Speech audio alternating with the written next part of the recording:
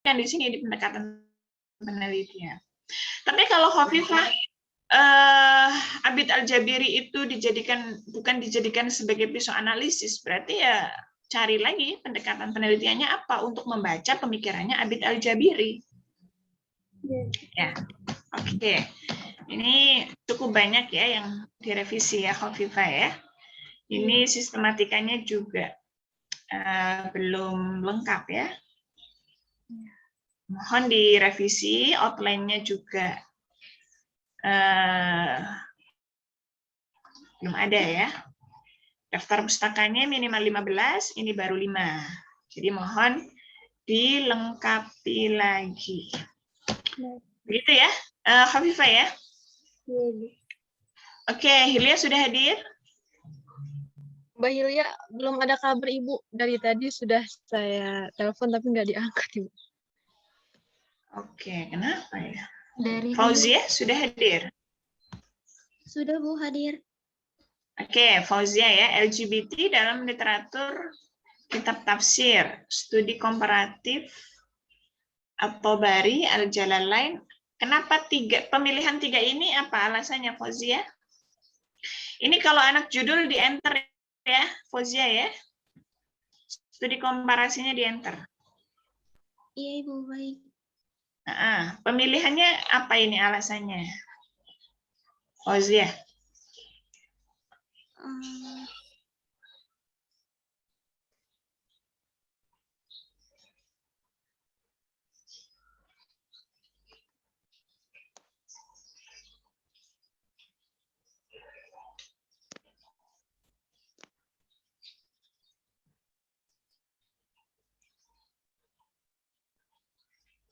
Memang nggak ada suaranya ya? Atau di saya saja?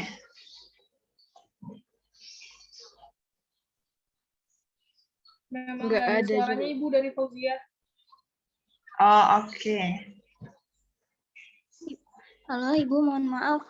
Saya on cam soalnya internetnya lagi kurang bagus. Oke, nggak apa-apa. Gimana Fauzia? Pemilihan 3 kitab tafsirnya? Alasan saya memilih 3 tafsir untuk dijadikan penelitian karena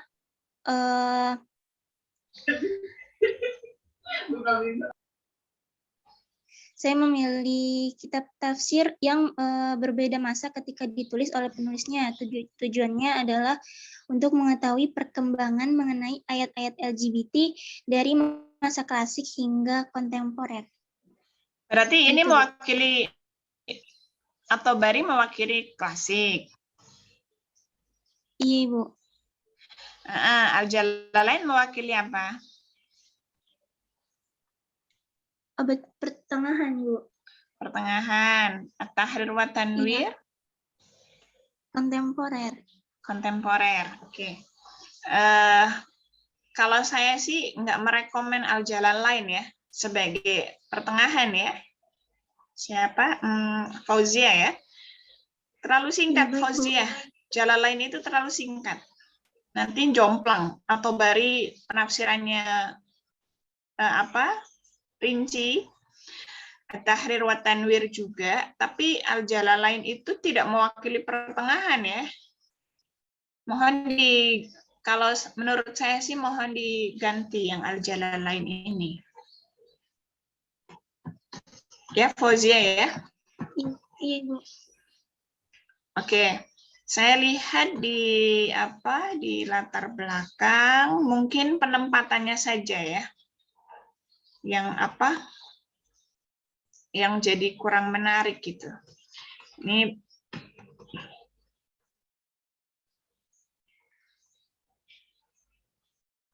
jadi diawali harusnya kan, bukan harusnya ya, akan lebih menarik lagi ketika misalnya Fauzia itu di awal itu menggambarkan bagaimana fenomena LGBT yang terjadi di masyarakat. Itu diawali dengan itu ya. Siapa? Fauzia? Iya, baik, Bu. Kalau diawali dengan ini kan ayat-ayat ya. Kemudian yang kedua juga masih ayat-ayat, halaman kedua ya. Karena keruntuhan moral dan kerusakan akhlak telah mendarah daging di dalam kaum tersebut. Artinya tidak menarik itu. Siapa? Fauzia. Jadinya tidak menarik. Harus sebaiknya Fauzia itu langsung tampilkan saja fenomena-fenomena yang terjadi di lapangan, bagaimana mereka merespon isu LGBT. Tentunya di sini terjadi pro dan kontra ya di dalam merespon fenomena LGBT. Nah, di dalam apa ya? Mereka menyuarakan LGBT ini kan sudah masuk ke media sosial ya. Nah, ini gambarkan dulu bagaimana fenomena LGBT itu. Apalagi misalnya sebagian di antara mereka mengatakan itu bagian dari HAM, hak asasi manusia, dan lain sebagainya ya. Dan itu bagian daripada keadilan, bentuk daripada keadilan dan lain sebagainya. Itu coba ditampilkan dulu, jadi menarik. Kalau Fauzia itu menyampaikannya di awal-awal ayat-ayat pada masa Nabi Lut ini. Jadi kita sebagai pembaca, oh ya ini saya sudah tahu ini masalahnya di mana ya. Jadi dicari sampai ke bawah gitu loh, Fauzia. Nah, harusnya itu ditampilkan di awal ya. Baru nanti bagaimana pandangan ya. Pandangan pro dan kontra. Nah, tentunya yang kontra mungkin dia akan menggali dari kandungan-kandungan Al-Qur'an ya. Bagaimana Al-Qur'an berbicara tentang atau merespon tentang LGBT itu ya. Bahwa Al-Qur'an sendiri juga di masa Nabi Lut misalnya, nah baru digambarkannya di tengah-tengah ya. Begitu ya Fauzia ya. Jadi lebih kepada penempatan ya, mengolah datanya. Mohon dipercantik lagi, diperhalus lagi supaya lebih sistematis. Kemudian juga pemilihan 3 kitab tafsir mohon disampaikan ya. Kalau Fauzia kan hanya di sini nih, singkat sekali ya. Iya, Ibu. Alasan penulis karena ketiga tafsir tersebut berada pada masa ketika ditulis oleh penulis. Karena ketiga tafsir tersebut berbeda masa. Hanya berbeda masa. Kan kalau alasannya berbeda masa, klasik tidak hanya At-Tabari. Pertengahan tidak hanya Jalalain. Kontemporer tidak hanya At-Tahrir wa Tanwir. Kalau alasannya hanya beda masa ya. Mohon dipertegas lagi ya, Fauzia ya. Oke. Ini diidentifikasi masalah juga redaksinya mohon diperhalus lagi ya. Ini kan juga kurang jelas nih, Fauzia. Menormalisasikan LGBT. Ya, Fauzia ya.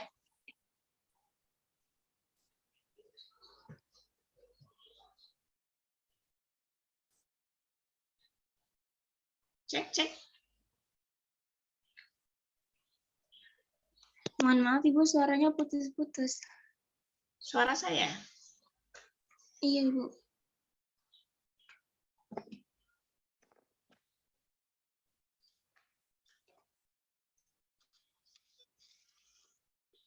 Masih putus-putus?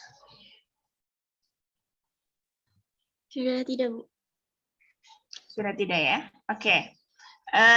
Di identifikasi masalah juga gitu ya. Redaksinya mohon diperjelas dan bahasanya ya. Kayak ini tadi yang saya contohkan ya, menormalisasikan LGBT. Nah, ini kan tidak jelas ya. Apa maksudnya menormalisasikan LGBT? Kurangnya edukasi masyarakat. Sebetulnya gini Fauzia, identifikasi masalah itu kan masalah-masalah yang kemungkinan muncul dari latar belakang. Nah, Fauzia kan sudah menyampaikan di latar belakang ya. Tinggal diambil dari latar belakang. Begitu Fauzia ya. Karena di sini misalnya kurangnya rasa keingintahuan masyarakat terhadap larangan LGBT. Memang betul ya.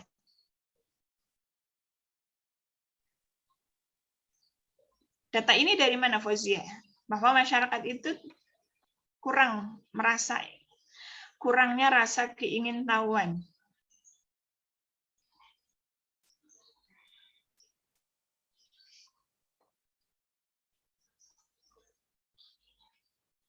Cek.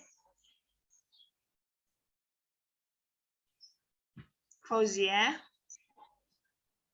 Iya, Bu. Suara saya hilang lagi. Iya, Bu. Putus-putus. Yang lain suara saya hilang atau ada? Sepertinya sinyal Fauzia Ibu yang ini. Kalau di saya lancar. Oh, oke. Oke, intinya gitu ya, Fauzia ya. Iya, baik, Bu. Kemudian pembatasan masalah. Ini pembatasan masalah, pemilihan ayat-ayatnya Fauzia itu berdasarkan apa? Mengambil apa ini? Berdasarkan term apa? Pemilihan Al-Ankabut, Al-A'raf, Al-Hijr, Al-Ankabut lagi, Hud, Asy-Syu'ara, At-Tahrim, itu berdasarkan apa?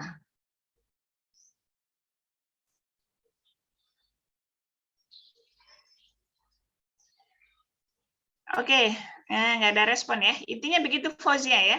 Pemilihan ayat pun tidak ujuk-ujuk ya, pemilihan ayatnya itu. Jadi yang ingin dilihat itu apakah dalam kisah Nabi Nuh misalnya ya. Jadi fokus pada kisah Nabi Nuh. Atau misalnya mencari term kata zauj. Jadi zauj itu kan menunjukkan pasangan. Nah, pasangan di dalam Al-Quran itu adalah laki-laki dan perempuan misalnya ya. Tidak ada Al-Quran berbicara pasangan itu laki-laki dan laki-laki, laki-laki atau perempuan dan perempuan. Jadi menganalisa aspek zauj misalnya ya, term yang dipakai adalah kata zauj. Apa misalnya. Jadi harus diperjelas dulu termnya. Jadi nanti ketika penguji misalnya, ini kenapa Anda kok memilih ayat-ayat ini? Nah, tentunya berdasarkan kaidah yang sesuai ya. Jadi pemilihan ayatnya itu tidak yang ujuk-ujuk, tapi berdasarkan apa? Oh, fokus saya itu menganalisa kisah Nabi Nuh misalnya, atau fokus saya hanya term zauj, karena berarti dianalisa itu bagaimana Al-Quran berbicara zauj. Zauj ini itu pasangan yang seperti apa misalnya? Apakah pasangan yang dipahami boleh laki-laki dan laki-laki atau perempuan dan perempuan, LGBT ya? Atau bagaimana? Karena LGBT itu kan mencakup 4 hal ya, lesbi, gay, LGBT, biseksual. Nah, yang mewakili ayat biseksual itu mana? Terus T-nya transgender. Nah, berarti kan ada 4 hal yang dibahas ya. Jadi mohon pemilihan ayatnya juga. Ya, pemilihan ayatnya juga. Kalau kisah Nabi Nuh atau menganalisa aspek zauj misalnya tadi itu kan mewakili biseksual, LGBT, lesbi sama gay ya.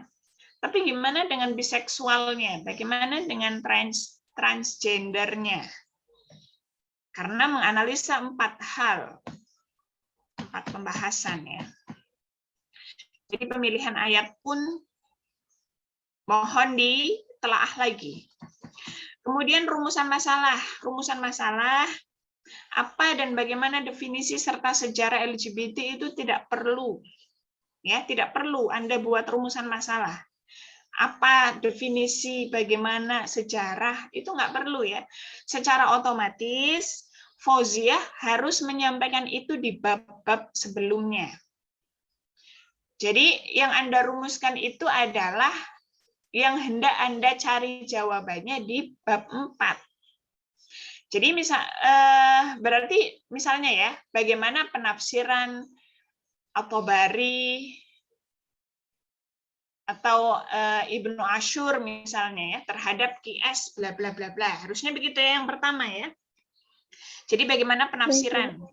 Bagaimana penafsiran tiga mufasir tersebut terhadap qiyas-qiyas yang dipilih oleh ayat-ayat tentang LGBT ya. Bagaimana penafsiran bla bla bla bla terhadap ayat-ayat tentang LGBT ya. Itu yang pertama. Yang kedua adalah bagaimana analisis perbandingan. Ya, analisis perbandingan siapa ya tentunya tiga mufasir tersebut ya di dalam menafsirkan ayat-ayat tentang LGBT. Itu saja. Jadi dua ya.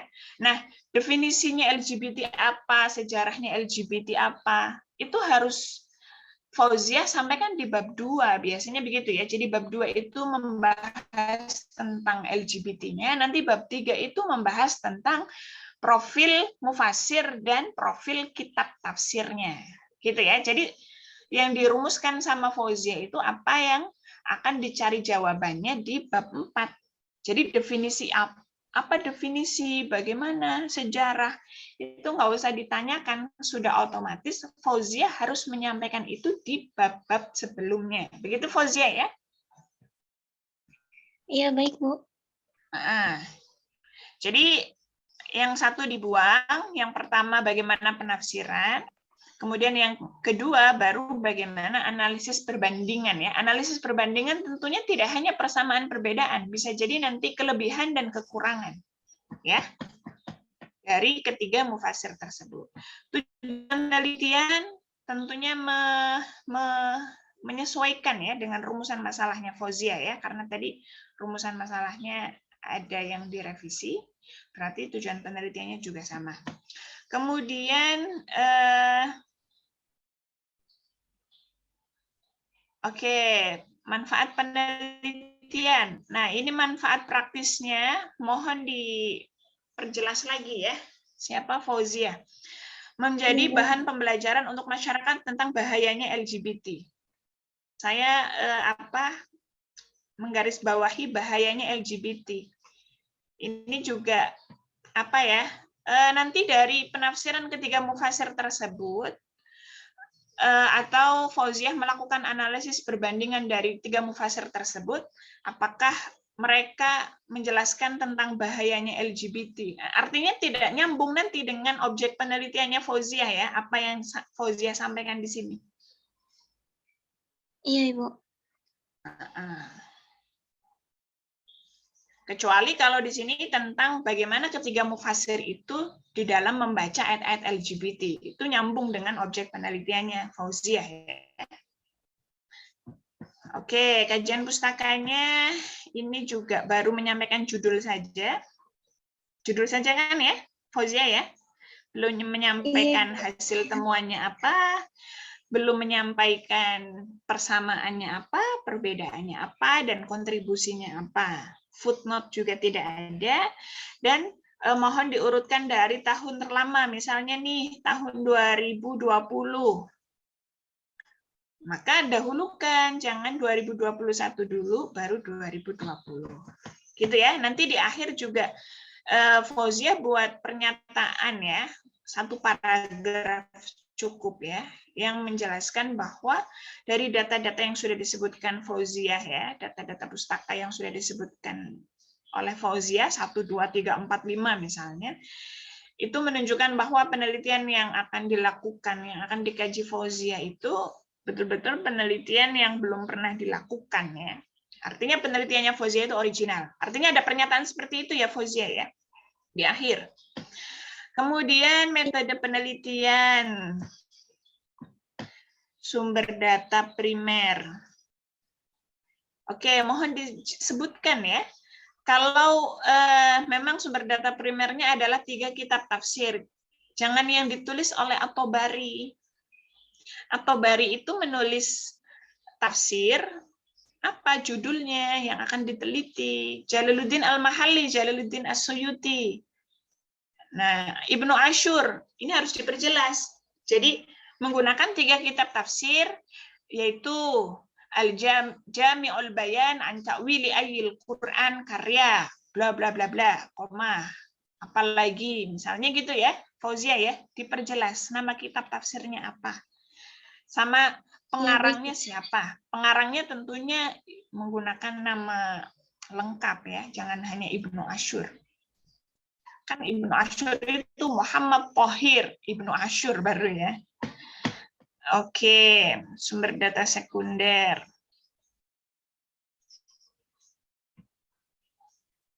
Ini mungkin diperjelas ya data-data sekundernya ya. Jangan hanya penelitian-penelitian sebelumnya, jangan hanya itu. Diperjelas, Fauzia ya. Teknik pengumpulan data menggunakan teknik dokumentasi, teknik analisa data. Ini nanti juga teknik analisa data, langkah yang pertama mana?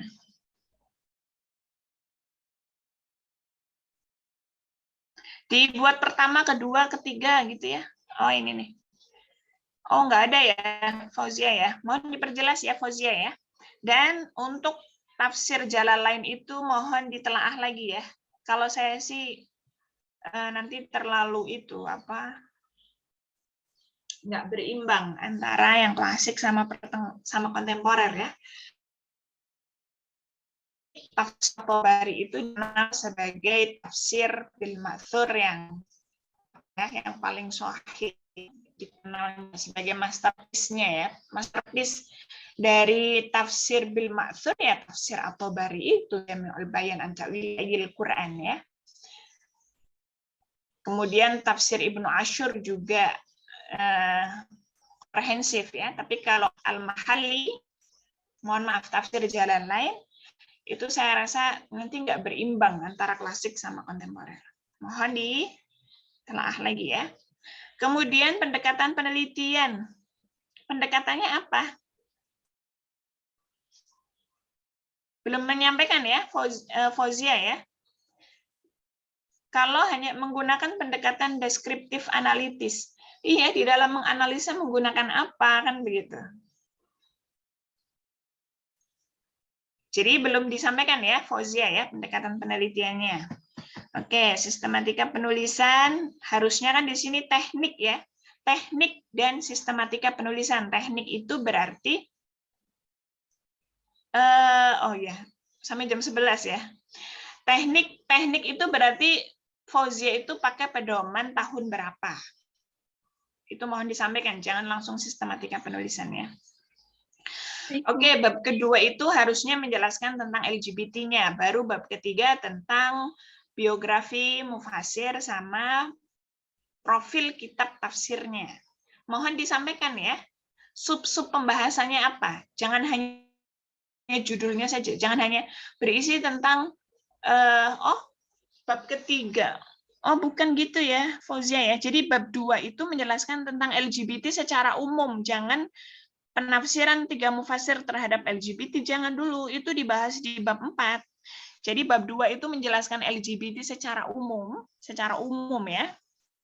Kalau pandangan ulama pun ya ulama secara umum gitu. Kalau ada sub pembahasan pandangan ulama tentang LGBT ya, itu secara umum, bukan perspektif 3 mufasir. Nah, bab ketiganya baru profil mufasir dan profil kitabnya. Bab keempat baru menjelaskan tentang yang tadi di rumusannya Fauzia, berarti membahas 2 hal. Bagaimana penafsiran dan bagaimana analisis perbandingan 3 mufasir tersebut terhadap ayat-ayat LGBT. Begitu Fauzia ya. Mohon sub-sub pembahasannya juga disampaikan, jangan singkat ya.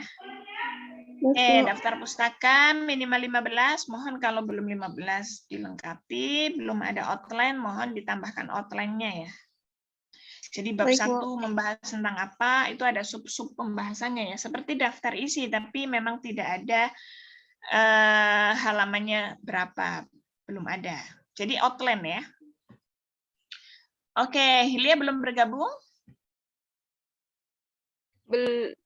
Belum, Ibu. Oke. Tapi ini apa? Ada videonya kan ya, Asma ya? Iya, Ibu. Oke. Hilya, dimensi toleransi dalam tafsir fi Zilalil Quran karya Said Qutb. Nanti Said Qutb dikasih buka kurung ya. Wafatnya tahun berapa? Wafatnya tahun berapa? Oke. Nah, kalau saya lihat di latar belakang, oke, Hilya sudah menjelaskan bagaimana problem sosial saat ini ya, tentang radikalisme ya, sehingga perlu memberikan pemahaman moderasi dalam perspektif Al-Quran. Oke, itu sudah disampaikan sama Hilya. Tapi yang saya lihat aspek Said Kutubnya itu belum disampaikan, Hilya. Jadi judulnya kan dimensi toleransi dalam tafsir fi Zilalil Quran gitu ya. Dalam tafsir fi Zilalil Quran. Nah, mungkin Hilya itu mohon ditambahkan datanya karena memang ada beberapa penafsiran dalam tafsir fi Zilalil Quran itu penafsirannya cukup keras ya, adanya penafsiran Said Kutub yang cukup keras, itu mohon digambarkan secara sekilas bagaimana Said Kutub di dalam menafsirkan Al-Quran itu ada unsur radikal mungkin ya, yang dikhawatirkan menimbulkan sikap-sikap yang radikal. Itu mohon disampaikan. Misalnya nih, ketika menafsirkan apa hukmul jahiliyat ya Bagun. Nah, di situ kan siapa Said Kutub itu menafsirkan hukum jahiliyah itu adalah hukmul bashar lil bashar. Hukum yang dibuat manusia untuk manusia. Itu adalah hukum jahiliyah. Nah, ini kan satu contoh ya bagaimana Said Kutub itu di dalam menafsirkan ayat tersebut itu cukup keras. Jadi hukum yang dibuat manusia untuk manusia adalah hukum jahiliyah. Nah, ini kan cukup keras kalau dipahami oleh masyarakat dalam konteks saat ini, dikhawatirkan ya, maka misalnya UUD 45 dianggap hukum jahiliyah, Pancasila dianggap hukum jahiliyah karena itu buatan manusia untuk manusia dan lain sebagainya. Intinya coba gambarkan dulu, tambahkan data bagaimana penafsiran Said Kutub itu yang memang dikenal ya, penafsirannya itu cukup keras. Nah, itu digambarkan. Nah, dari karena kan judulnya dimensi toleransi ya. Ternyata meskipun Said Kutub dalam tafsir fi Zilalil Quran itu dikenal ya, ditemukan cukup banyak penafsiran-penafsiran yang radikal, ternyata ada loh penafsiran beliau yang memuat unsur toleransi. Kira-kira seperti itu ya. Harus disampaikan seperti itu. Siapa? Hilya. Jadi tambahkan data itu, karena judulnya dimensi toleransi dalam tafsir fi Zilalil Quran.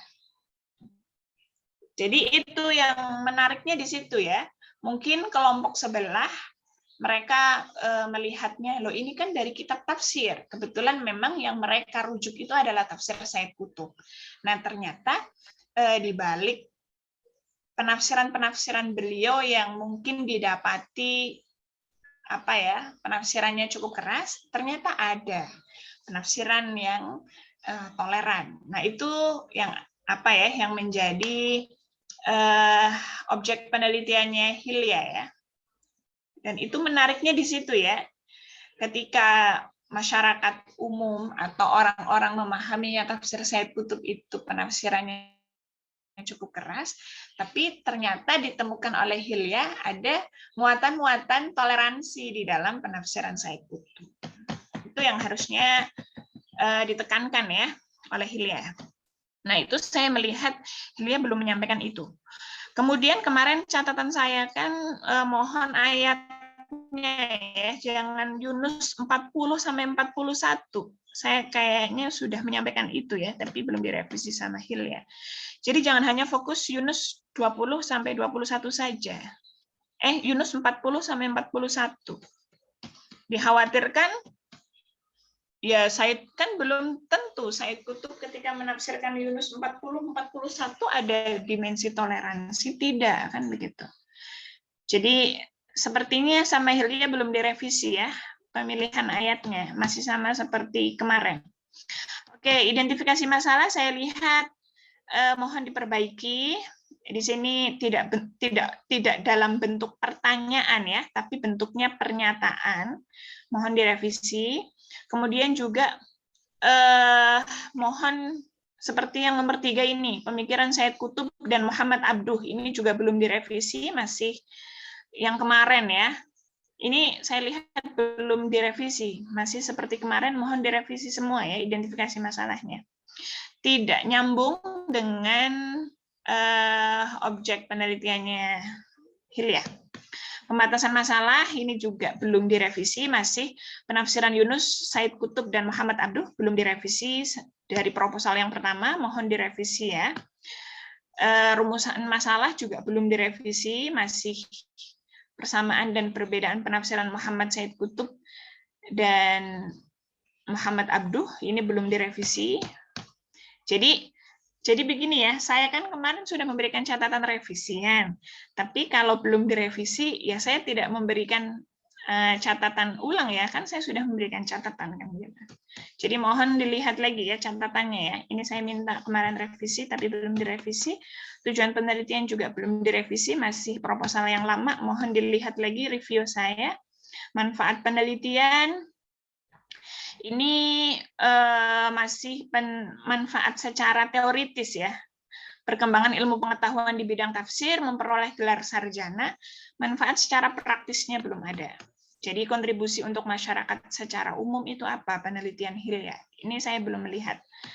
Kemudian tinjauan pustaka, ini juga baru judul-judulnya saja ya. Buku Konstruksi Islam Moderat, dalam buku tersebut dipaparkan sisi kemoderatan. Oke, tahunnya nggak disampaikan. Minimal 2018 ya. Jika itu bukan 2018, mohon di-delete. Minimal 2018, 5 tahun terakhir ya.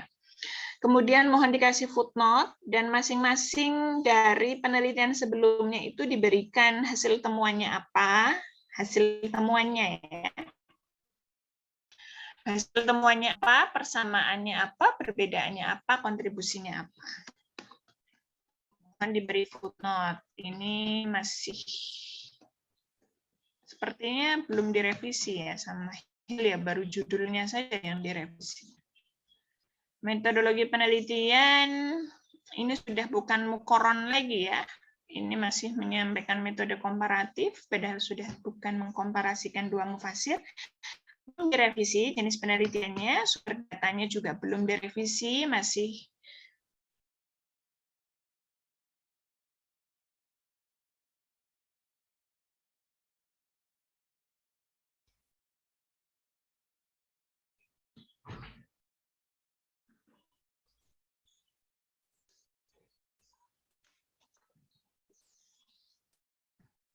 Oke, saya terpental ya. Tadi saya sampai mana?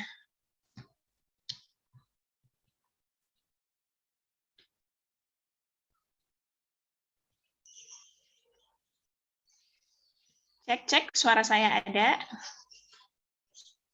Ada, Ibu. Oke, saya sampai mana tadi?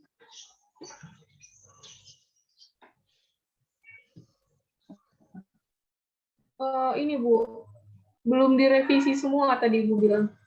Sepertinya belum direvisi begitu.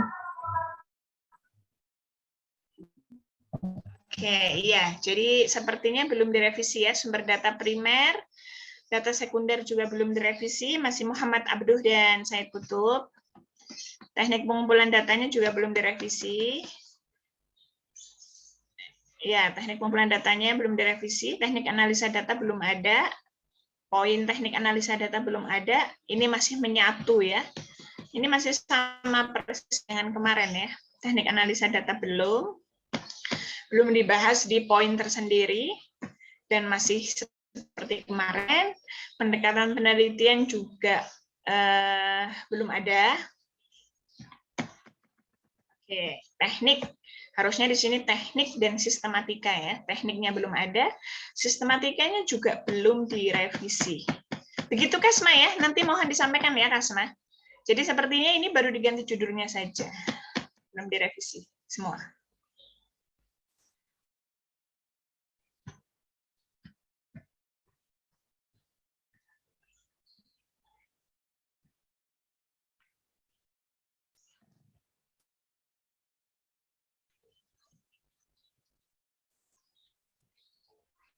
Oke, sudah semua berarti ya?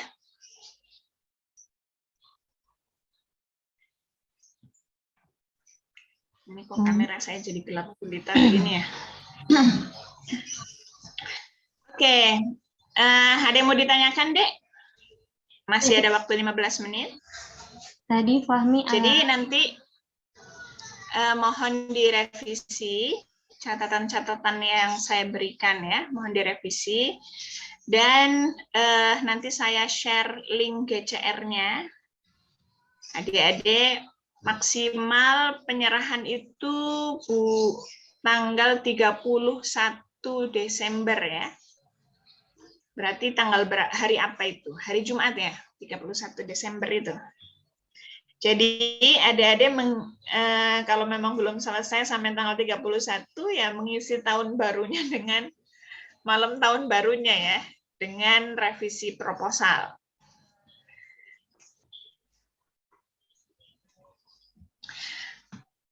Begitu ya, nanti saya share link GCR-nya.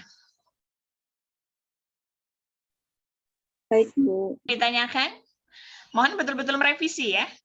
Nanti kalau teman-teman masih ada yang belum merevisi, ya nanti kita tidak menindaklanjuti ya proposal Anda. Berarti teman-teman dapat pembimbing, sementara karena Anda proposalnya belum rapi, ya tidak kami tunjuk pembimbingnya ya. Jadi itu memperlambat proses pembimbingan adik-adik. Pembimbingan skripsi. Ada lagi yang mau ditanyakan? Ibu, permisi saya mau bertanya, Ibu. Oke, silahkan. Jadi saya mau bertanya tentang ini, Bu, buku pedoman penulis. Nah, di pedoman itu tentang ayat Quran itu kan hanya dijelaskan memakai font LPMG gitu dan Al-Quran dari LPMG. Tapi di situ belum dijelaskan, Bu, berapa fontnya, ukuran fontnya, sama spasinya, Bu. Itu Oke, jadi nanti otomatis yang dari LPMG, Fahmi. Font yang dari LPMG-nya. Kalau tahu saya di font LPMG itu juga ada ini, Bu, pengaturan berapa fontnya gitu, Bu. Oke, kalau spasi itu 1 ya. Kalau Arab itu spasinya 1. Kan dia itu kenapa 1? Karena kan disamakan dengan dia kan masuknya kutipan langsung ya. Kalau di pedoman kan ada aturan kutipan langsung. Nah, kutipan langsung ini kan spasinya 1. Makanya penulisan terjemah, penulisan Arab, entah itu hadis maupun Al-Quran itu spasinya 1. Nah, kalau belum ada ya fontnya ya? Ukurannya, size-nya belum ada ya? Oke, kalau sebelumnya itu size-nya 18 ya. 18. Kalau yang sebelumnya ya, coba nanti saya lihat lagi ya. Kalau 18, kalau untuk Terlalu LPMG besar. besar, Bu. Iya. Oke. Biasanya 14. 16. Oh, 14. Oke, menyesuaikan saja, Fahmi. Disesuaikan, tidak terlalu besar juga jelek ya. Terlalu kecil juga kurang menarik, tidak kelihatan. Disesuaikan. Kalau memang kata Fahmi itu pasnya 14, ya sudah 14 ya. Tapi mohon konsisten Fahmi ya. Jangan di halaman tertentu 15, di halaman tertentu 14 misalnya. Nah, itu mohon disesuaikan. Kalau memang tidak ada aturannya ya di buku ya. Kalau memang tidak ada aturan fontnya. Size-nya mohon maaf. Iya. Terus Oke, ada lagi terus tentang ini, Bu, footnote dari jurnal yang di pedoman itu dia dijelaskan kalau kan tidak memakai kata vol ya, Bu, hanya ditulis angkanya, terus ada nomornya. Nah, nomornya itu kan ada yang ditulis no titik n-nya besar, ada yang no titik n-nya kecil. Di contohnya itu, Bu. Jadi kita pakai yang mana, Ibu? Itu pakai yang terbaru ya? Apa Iya. yang lama, Fahmi? Yang terbaru, Ibu. Oh, masih didapati ya? Saya memang belum baca secara teliti ya. Tapi umumnya nomor itu N-nya besar, Fahmi. No, N-nya itu besar. Umumnya ya. Berarti nanti Fahmi ambil yang N-nya besar. Vol, F-nya besar gitu kan. Titik. Volumenya berapa? Nomor NO. Titik. N-nya besar. Kan kalau volume itu kan kalau dijelaskan di pedoman itu kata volnya itu tidak ditulis ya Bu, langsung nomornya, jadi vol berapa gitu, koma, no itu Bu. Volumenya nggak ditulis. Misalnya Enggak, Bu. Biasanya kan volume 1 nomor 2, volume 1 Iya. nomor 1. Iya Bu, Volumenya nggak di ditulis. pedoman langsung Enggak, judul, kalau di judulnya itu italic, kemudian volume itu mengikuti judul. Misalnya volume 1 ditulis satunya juga italic, koma, kemudian no nomor berapa begitu Bu. Oh, oke. Biasanya itu kalau volnya nggak ditulis, nomornya juga nggak ditulis ya. Bukan yang volume nggak ditulis, tapi nomornya NO-nya ditulis ya. Tapi itu tadi volnya nggak ditulis, NO-nya ditulis ya. Oke, nanti coba saya cross-check ke lembaga penelitiannya ya, LPPI-nya ya. Nanti saya share di grup. baik. Ya, berarti penulisan jurnal ya. Ya. Terus satu lagi Bu. Oke, saya tulis nih. Ini tulisan nama surah Al-Quran itu kalau di pedoman itu kan penulisan Arab itu kan misalnya ya Bu, kayak husnul khotimah kan jadi husnu al khotimah gitu Bu. Nah kalau penulisan nama surah Al-Quran itu kalau misalnya An-Nisa itu pakai Al-Nisa atau tetap An-Nisa Bu? Oke, di pedoman nggak? Pedoman pakainya apa? Nggak disampaikan? Di pedoman itu ada, tapi sepertinya bukan nama surah Al-Quran, Bu. Hanya kata-kata Arab gitu. Enggak, jadi saya yakin ada itu. Misalnya nih, ketika Al-Qamariyah atau Al-Syamsiyah, itu dia sesuai bunyi atau sesuai tulisan? Oh, kalau di pedoman itu sesuai tulisan, Ibu. Al. Ya, kalau sesuai tulisan berarti Al-Nisa. Kalau memang di pedoman menyampaikan begitu ya. Al-Nisa. Ketika mendapati Al-Qamariyah atau Al-Syamsiyah, kok disesuaikan dengan tulisan, atau misalnya gini, ketika Al-Qamariyah itu sesuai dengan tulisan, berarti ya Al-Furqan gitu kan, biasa Al-Furqan. Kalau memang disesuaikan dengan tulisan. Tapi kalau misalnya di situ disampaikan kalau untuk Asyamsiyah itu disesuaikan dengan bunyi, berarti ya An-Nisa. Gitu kan ya, An-Nisa. Kalau disesuaikan dengan tulisan, Al-Nisa. Ada kok Fahmi itu Ya, yang Bu, Al-Qamariyah. Iya, saya bingungnya kan ini maksudnya nama gitu Bu, nama surah gitu Bu. Iya, berarti Kalau yang ngikutin transliterasi. Jadi kalau memang disesuaikan dengan tulisan, di pedoman disampaikannya seperti itu, berarti untuk nama surah pun kan kita transliterasikan ya, menggunakan huruf Latin, tidak menggunakan bahasa Arab ya. Ya berarti disesuaikan An-Nisa gitu. Al-Nisa, mohon maaf. Al-Nisa gitu ya, dikasih panjang. Nisanya. Atau apalagi? Al-Baqarah, Ali Imran, Al-Maidah. Apalagi? Iya, Asyura. Ya, jadi Al-Syura.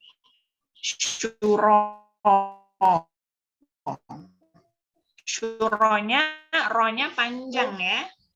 Nama surah pun menggunakan transliterasi, pedoman transliterasi. Baik. Ada ya di pedoman transliterasi ya, Fahmi ya? Dan teman-teman yang lain. Oke, ada lagi? Saya suka, berarti memang teman-teman sudah membaca dengan baik ya pedomannya. Bu Lia izin tanya, Bu. Oke, silahkan Lia. Tadi penulisan yang surah itu, Bu, berlaku juga untuk nama nggak? Contohnya seperti Wahbah Al-Zuhaili kan, Bu, kalau dibaca. Atau penulisannya sama Al-Zuhaili.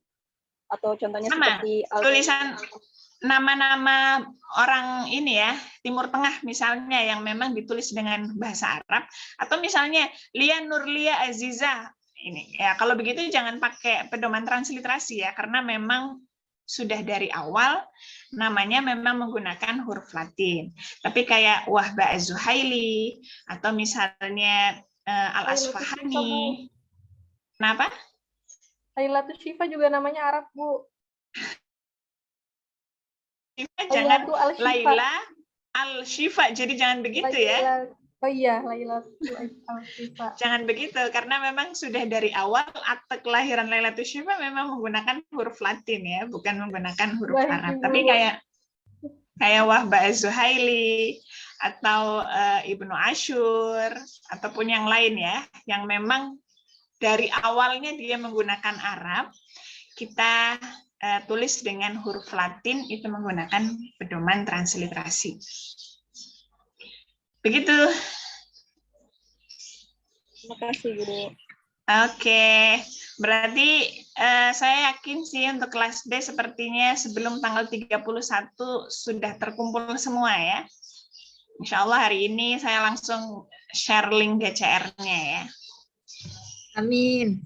Kok Jadi kan ketika apa ya sudah masuk proposal, sudah masuk semua, sudah kita input juga nilainya di Siakat, kita juga cepat ya proses penunjukan pembimbingnya cepat nanti. Diskusi sama Pak Dekan ya. Ibu mau tanya dulu. Oke, silahkan. Tugas UAS itu udah termasuk otomatis kita mengajukan proposal untuk skripsi nanti atau beda lagi, Bu? Jadi begini, nanti kan UAS-nya adik-adik ngirim revisi kembali ya, revisi yang kedua itu adalah tugas UAS. Nah, nanti kita akan membaca ya dari proposalnya adik-adik. Kita baca, nah baru nanti kita diskusikan sama Pak Dekan ya. Sama Pak Dekan, ya betul. Kemudian, oh ini ada proposal yang harus direvisi kembali, misalnya begitu ya. Maka nanti kita akan menginformasikan kepada teman-teman semester 7 ya, bahwa untuk segera mengajukan surat permohonan pembimbing, biasanya begitu ya. Nah, kecuali nama-nama ini tidak boleh mengajukan nama pembimbing, karena dia harus merevisi proposalnya dulu. Begitu, Lia.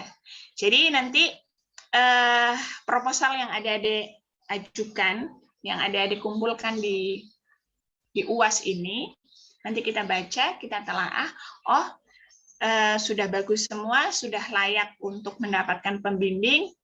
Kalau misalnya semuanya sudah ya, maka kita menginformasikan semua kelas B boleh mengajukan nama pembimbing sesuai dengan yang direkomendasikan adik-adik ya.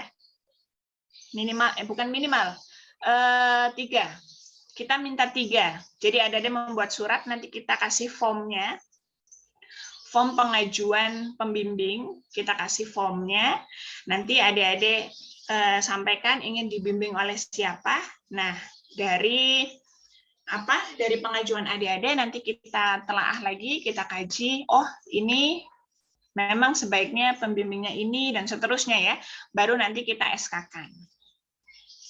Tapi kalau misalnya ada proposal yang adik-adik masukkan submit di GCR kok belum direvisi, nanti biasanya, atau misalnya ya model padekan sebelumnya ya, misalnya mereka yang nilainya B itu dia belum bisa mengajukan nama pembimbing, belum bisa, dia harus merevisi dulu.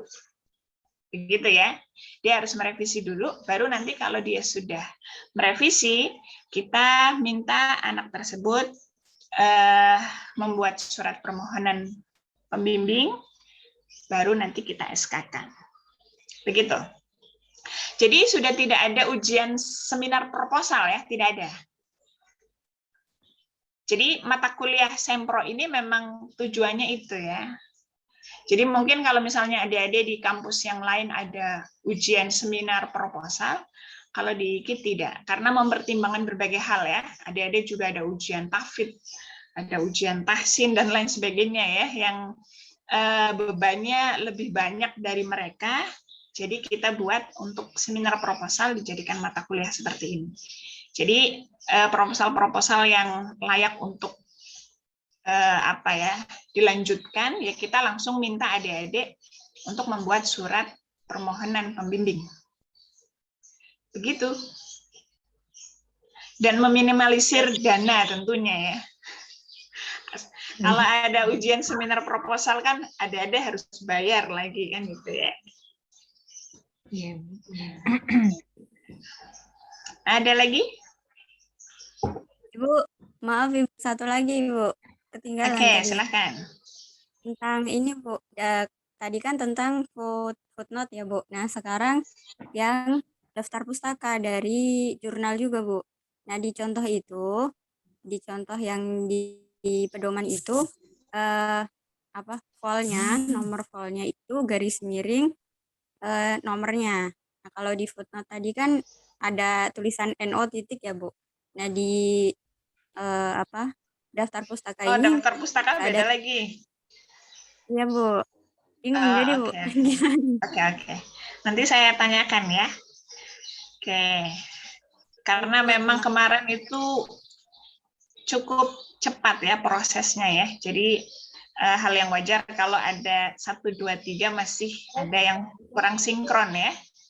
Jadi sebelumnya saya mewakili ya, mohon maaf ya. Tapi nanti saya coba tanyakan ini yang benar gimana, karena apa yang disampaikan di footnote dengan apa yang disampaikan di daftar pustaka nggak sama ya.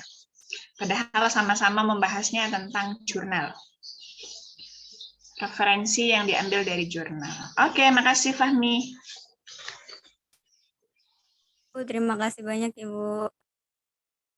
Oke, saya catat ya tadi. Jurnal. Untuk pedoman sendiri belum ada yang hard file ya, Bu? Tidak ada, Dek. Tapi biasanya Pak siapa itu? Pak Akbar yang punya inisiatif ngeprint gitu ya. Nanti adik-adik berkoordinasi dengan Bang Akbar.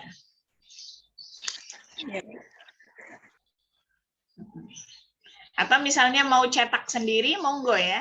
Kita sudah open access lah. Artinya kita hanya menyiapkan file soft filenya. Setahu saya belum ada hard filenya ya. Dicetak sendiri saja Lia. Ya Bu. Misalnya saya pengen hitam putih lebih ekonomis, jadi lebih mudah ya. Misalnya.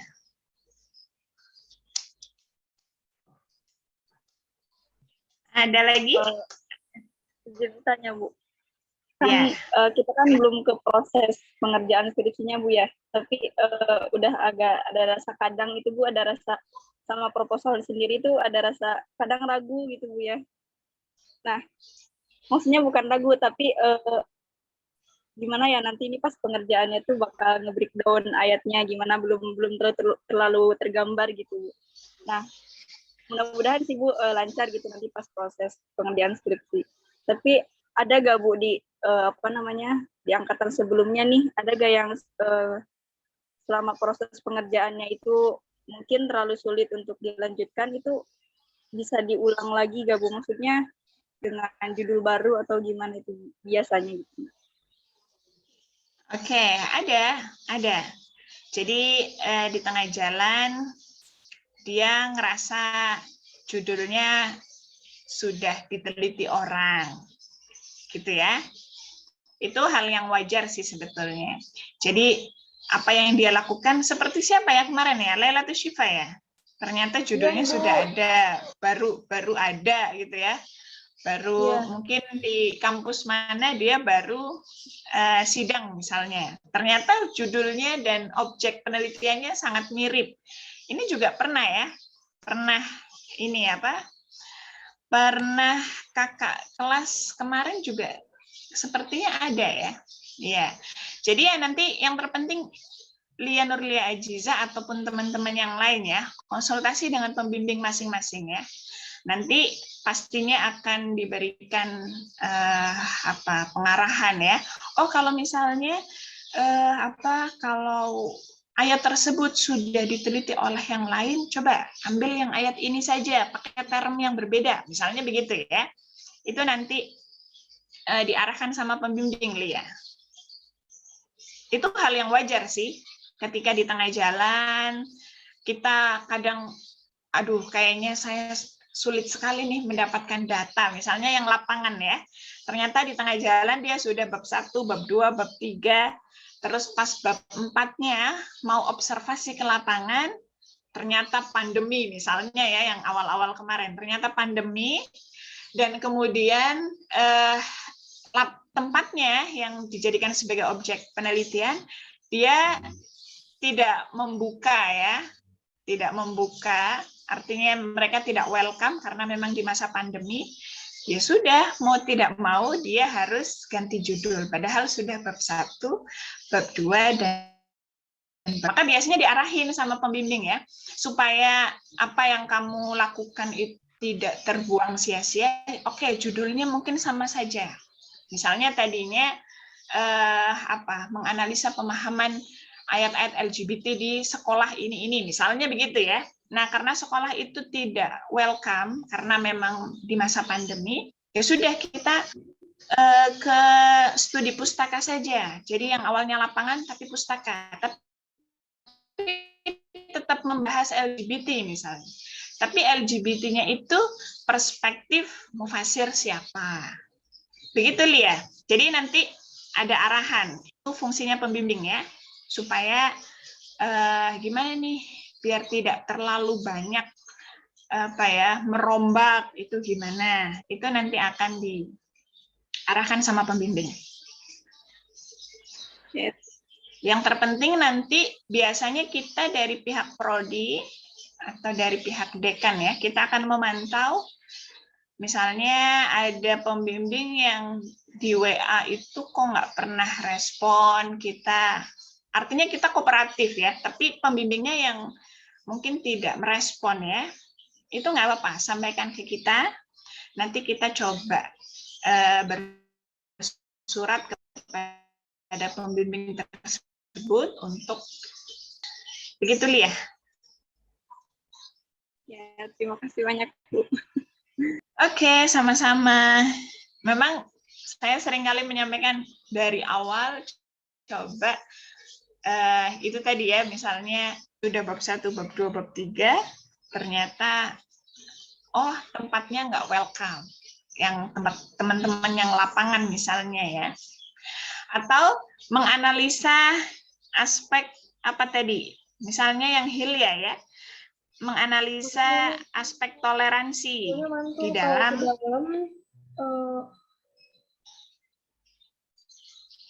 Oke. Bocor ya Lila ya. Oke, nggak apa-apa.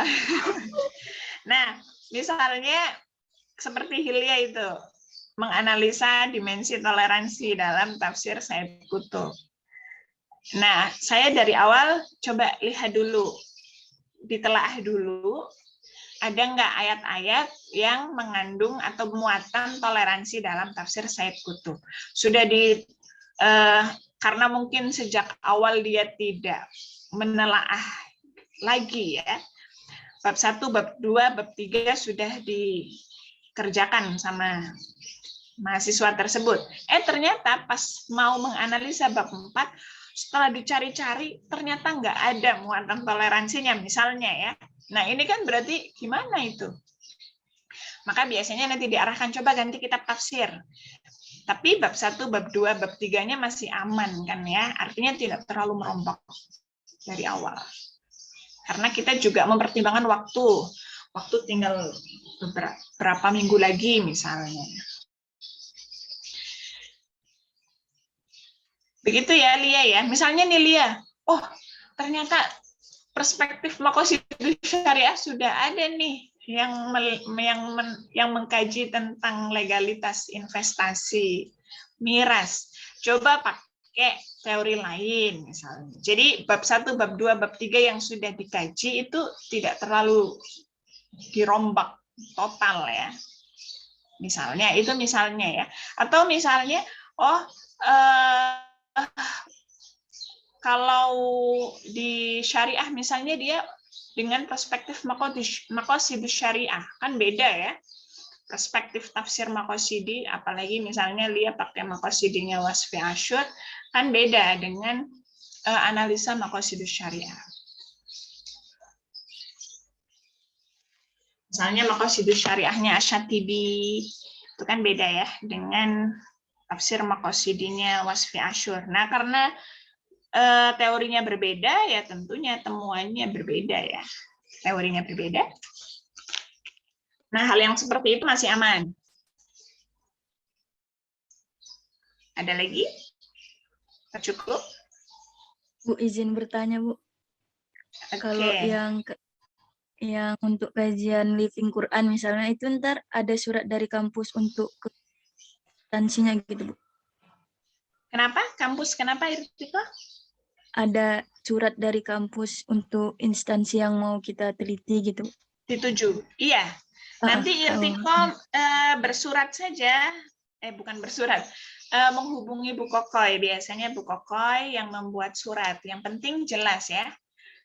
Surat itu ditujukan ke siapa, dalam rangka apa, dari kapan sampai kapan. Itu mohon disampaikan sama Bu Kokoy. Nanti Bu Kokoy akan membuat surat dan diberikan ke Irtiko. Jadi kalau masalah surat menyurat yang teman-teman yang living Quran, menghubunginya ke Bu Kokoy. Baik, Bu. Terima kasih, Bu. Oke, sama-sama. Ada lagi? Intinya kita juga berharap ya, kita seringkali menyampaikan jangan seperti angkatan-angkatan sebelumnya yang sidang itu mepet. Jadi kita biasanya itu di akhir, misalnya ya, terakhir bulan Juni tanggal 31. Nah, seminggu sebelum tanggal 31 semuanya numpuk sidang di situ. Nah, ini kan kita jadinya dari pagi sampai maghrib, sampai isya lanjut lagi. Nah, ini mohon, karena kan angkatan ini baru yang pertama ya, 5 kelas. Sebelumnya itu 3 kelas, sebelumnya lagi 2 kelas. Nah, ini 5 kelas, berarti kan lebih membludak lagi ya. Jadi mohon ya bulan Mei, bulan April sudah ada lah yang sidang ya. Jadi teman-teman nih sambil menunggu ya. Sambil menunggu apa SK dilamar bimbing misalnya ya, SK dilamar. Ini semester 7 nih memang yang ditunggu sudah ini ya, sudah banyak cabang. Oke, jadi sambil menunggu, sambil menunggu dilamar, sambil menunggu SK pembimbing gitu ya. Nah, coba ujian tahsin diselesaikan. Ujian kompre, tahfidz dikejar. Yang sifatnya memang harus kalian yang mengerjakan ya. Tidak bisa dibantu orang lain itu mohon sejak dini ya, itu segera diselesaikan. Jadi nanti nggak semuanya numpuk di semester 8. Ya. Jadi kalau semuanya numpuk kan biasanya, iya saya soalnya Januari sampai April sampai Mei itu masih fokus tahfidz, tahsin, kompre gitu ya. Jadi baru fokus skripsinya itu bulan Mei, Juni, akhirnya beludak semuanya di bulan Juni akhir. Nah, itu mohon dihindari yang seperti itu ya. Coba dibagi waktunya, kan nggak mungkin ya. Misalnya Lailatul Syifa ngaji dari habis subuh sampai Isya ngaji terus, kan nggak mungkin. Saya nggak yakin sih kalau ngaji itu non-stop ya, dari pagi sampai sore ngaji terus. Saya yakin nggak yakin saya. Jadi ya 1 jam, 2 jam ngaji di pagi hari, nanti lanjut mengerjakan proposal. Proposal agak puyeng, mohon maaf, bukan proposal, skripsi ya. Skripsi agak puyeng, lanjut lagi ke Quran misalnya. Atau nonton sebentar lah, nonton drakor sejam, 2 jam, nggak apa-apa lah. Cuma biasanya kalau nonton drakor kan harus diselesaikan serinya ya, kalau nggak penasaran. Nah ini yang mohon dihindari ya. Jadi ya untuk hiburan saja, sejam 2 jam, nanti udah agak refreshing, atau mungkin jalan-jalan sejam 2 jam, nanti fokus lagi dan seterusnya ya. Jadi dibagi waktunya. Dan juga jangan terlalu terforsir ya sampai nggak tidur. Nah ini juga nanti mengganggu kesehatan. Artinya bisa membagi waktu dengan sebaik-baiknya. Gitu ya, karena semester 8 tugas Anda itu banyak sekali. Kompre tahfidz, kompre apalagi yang ngambil 30 juz ya, ada tambahan, ada setoran juga ya. 26 sampai 30, belum lagi komprenya, kompre tahfidz ya.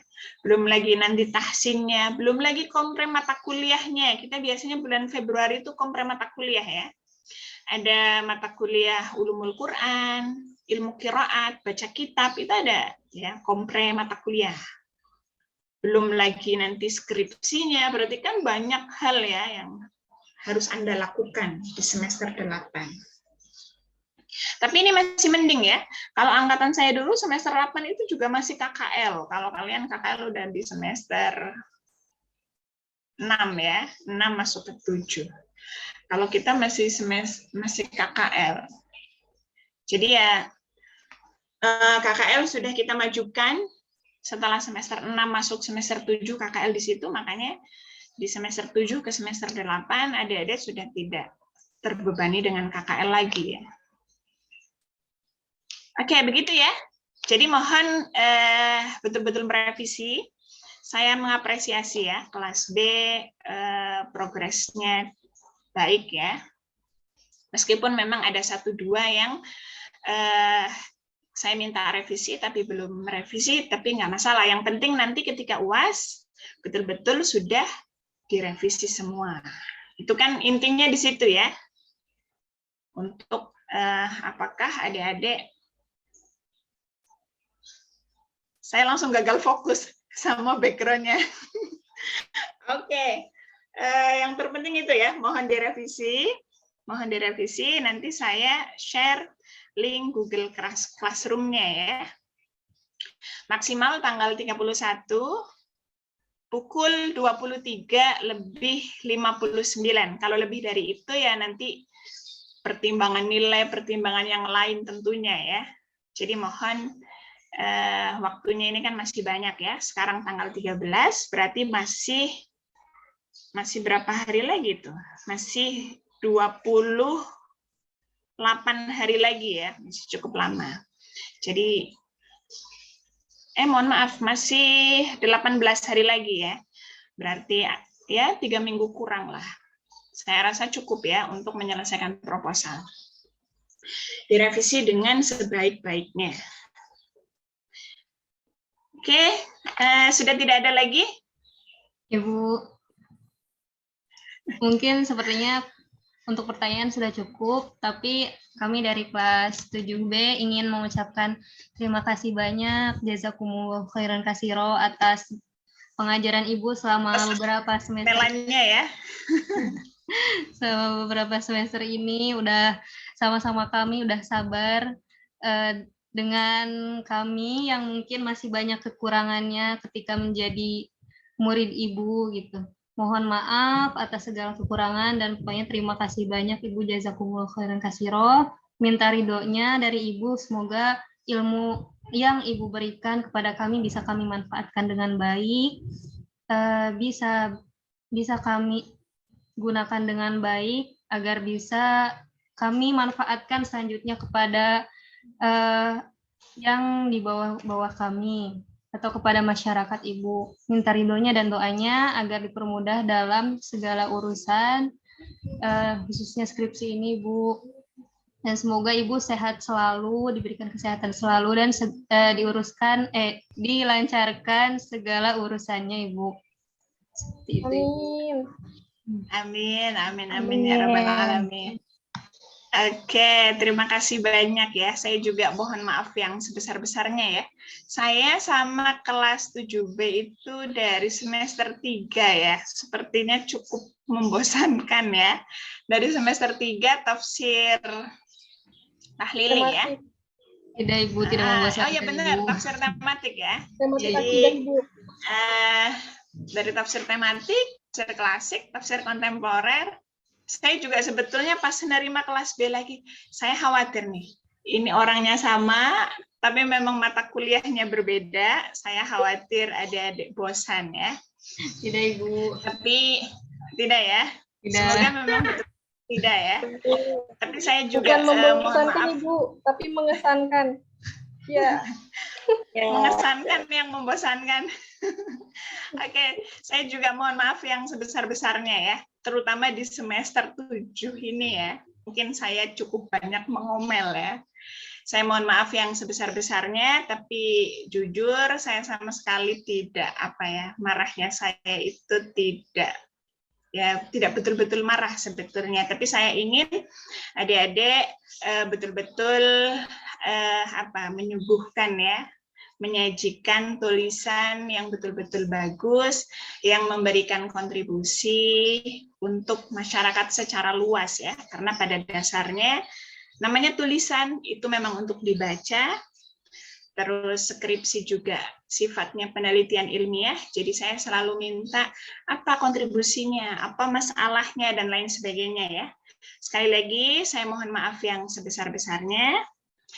Semoga adik-adik selalu diberikan kesehatan, kemudahan ya, dalam proses belajar dan menggapai cita-citanya, diberikan kemudahan, kelancaran, dan kesuksesan. Oke, semester 8 sudah tidak ada mata kuliah. Saya mohon adik-adik gunakan waktu dengan sebaik-baiknya dan bisa menyelesaikan dengan hasil yang maksimal, hasil yang memuaskan. Oke, begitu ya. Amin, Ibu. Terima kasih doanya. Oke, sama-sama. Mohon maaf ya. Kamera saya sayangnya gelap gulita. Ya, Bapak Ibu.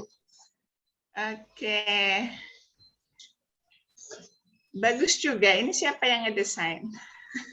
Fatimah Ainah, Bu. Canva yang desain ini, Bu. Oke. Sekali lagi saya ucapkan terima kasih banyak ya. Saya tunggu revisiannya. Saya tunggu revisiannya dan mohon jangan mengerjakan di waktu yang limit ya, tapi dicicil dari sekarang. Nanti dibaca lagi, kok nggak nyambung lagi. Biasanya gitu ya tulisan ya. Semakin kita baca, semakin kita menemukan, oh ternyata masih ada yang kurang, masih ada yang kurang. Jadi kalau misalnya saya juga dulu sama kayak adik-adik ya, dulu pas skripsi itu ataupun tesis ya, karena memang saya selalu minta dosen yang agak bawel mungkin ya. Saya selalu minta itu di waktu tesis juga gitu. Saya minta dosen yang cukup kritis ya, yang banyak memberikan catatan. Karena apa? Dengan begitu kita banyak belajar ya. Karena ketika kita menulis itu waktu yang tepat ya untuk banyak kita belajar. Jadi ya wajar, namanya saya juga memilih dosennya yang cukup kritis ya, yang kritis. Jadi ya sudah menyerahkan, ada aja temuannya, direvisi terus ya. Nah, ketika pembimbing itu meminta adik-adik merevisi ya, itu sebetulnya bukti bahwa pembimbing itu perhatian sama kalian ya. Jadi bukan yang kemudian, saya capek lah, direvisi mulu, misalnya begitu ya. Jadi jangan melihatnya dari sudut yang sudut yang ya. Jadi adik-adik jangan pesimis ya. Jadi melihatnya itu, oh berarti pembimbing itu berusaha untuk atau berharap ya, adik-adik betul-betul menyajikan tulisan yang maksimal. Berarti itu bentuk perhatian pembimbing ya. Jadi jangan dilihat dari kacamata negatifnya. Begitu ya? Baik, Ibu. Oke, waktu juga sudah habis. Kurang lebihnya saya mohon maaf yang sebesar-besarnya. Sekali lagi saya ucapkan terima kasih banyak. Wassalamualaikum warahmatullahi wabarakatuh. Waalaikumsalam warahmatullahi wabarakatuh. Terima kasih banyak Ibu. Oke, sama-sama. Oke, saya langsung screenshot. Tangan ya. Oke, terima kasih. Selamat libur. Berlibur dengan banyak tugas ya. Iya Bu, betul sekali. Mengerjakan tugas. Banyak banget.